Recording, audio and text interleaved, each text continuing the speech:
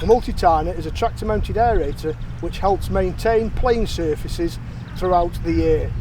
The multitiners are well suited to performing a range of various aeration methods such as solid tining, chisel tining, hollow tining. Fast and effective, these aerators will leave minimal surface disturbance. The unique features of the multitiners include quick release guard cover, no tools required quick release tines, rear spring loaded pressure rollers to follow undulations, 1.2 metre version only, large rear pressure roller that can be used for extra weight in hard conditions, 1.8 metre version only, tine drums that are independent rotation, 3-point linkage for use with most compact tractors.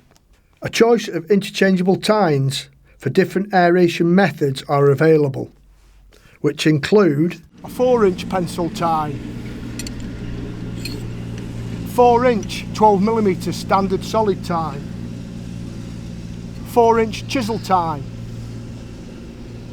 16mm diameter hollow tine, 12mm diameter hollow tine.